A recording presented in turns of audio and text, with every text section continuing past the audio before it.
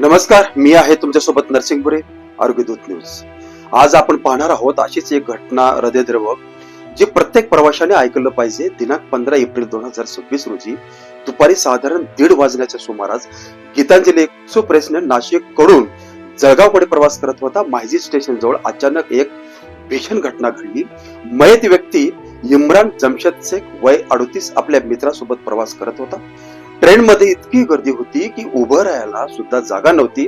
त्यामुळे इम्रान शेख हे दरवाजाजवळ बसले होते आणि तेव्हाच ट्रेन वेगात होती. पुढे वळण आलं आणि अचानक सगळे प्रवासी एकमेकावर कोसळले. त्या गोंधळात दरवाजाजवळ बसलेला इम्रान शेख खाली पडले. त्यांच्या मित्रांनी सांगितलं. लोकांनी त्यांना वाचवण्याचा प्रयत्न केला.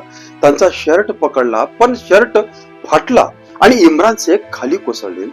क्षणात सगळं संपलं. घटना घडल्यानंतर तात्काळ मदत सुरू झाली. स्थानिक आणि रेल्वे कर्मचाऱ्यांनी तत्परता दाखवली. बबलू अँब्युलन्सला कॉल करण्यात आलं. सलीम शाह, शुभान शाह आणि अँब्युलन्स चालकांनी घटनास्थळी धाव घेतली. इम्रान शेख यांना तातडीने पाचोरा ग्रामीण रुग्णालयात दाखल करण्यात आलं. मात्र डॉक्टरांनी त्यांना मृत घोषित केलं. सध्या या प्रकरणाचा पुढील तपास पाचोरा पोलीस स्टेशन करत आहे. इम्रान शेख च्या मागे सोडून गेले आहेत आई, वडील, भाऊ, बहीण, पत्नी आणि 2 लहान मुलं. एक मुलगा फक्त 7 वर्षाचा, दुसरा मुलगा 11 वर्षाचा. एक क्षण आणि पूर्ण कुटुंब उद्ध्वस्त झालं. मित्रांनो, ही फक्त एक बातमी नाही, हा प्रत्येक रेल्वे प्रवाशासाठी इशारा आहे. गर्दी असली तरी दरवाजाजवळ बसू नका. दरवाजात उभं राहणं म्हणजे जीवाचे खेळ. ट्रेन वेगात असते, एक छोटा धक्का आणि सगळं संपतं.